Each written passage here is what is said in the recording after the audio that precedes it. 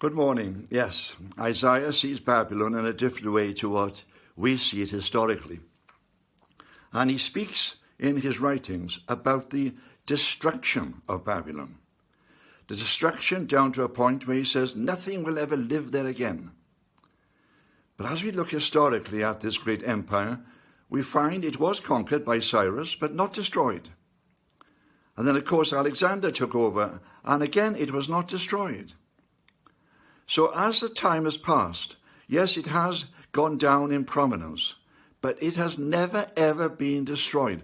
So what is it that Isaiah saw? And what is it that he was trying to communicate to all future generations? Many people believe that at the present time, we are waiting to see Babylon emerge again. Yes, Babylon emerge again. There is something about these end times that Isaiah saw that we have somehow got to try and interpret for ourselves. If we look at the structure of the world at the moment, we see many different kingdoms and countries and nationalities developing all over the world. But in New York, there is this organization known as the United Nations, established there after the Second World War. But everybody is aware of the fact that not only is it an ugly building, not only is it an inefficient building, but in fact it's in the wrong place. It needs to move. And already at this moment of time, people are considering where it should be moved to. America has too much influence over it. Should it move to London? Should it move to Rome? Should it move to Athens? Where should it go to? And already people are beginning to say, perhaps we should go back to a neutral place, to an ancient seat of empire. Perhaps we should go back to a place like Babylon. Perhaps once again, we need to transfer the power seat of the United Nations from the Americas back to Babylon. What advantage would that have? Well, let's think of one thing to start off with. With the different means of creating energy these days from the sun, Babylon would be the perfect place. It would be completely independent as far as power was needed.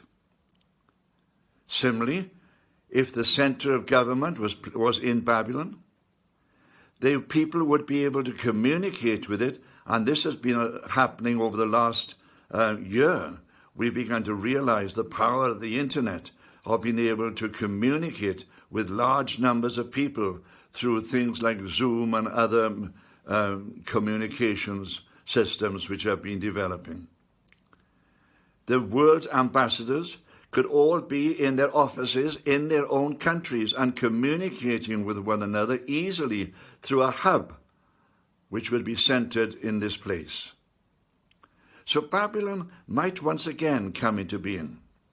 And Babylon once again might come into a place where it becomes to control not just a small area of land, but in fact the whole world.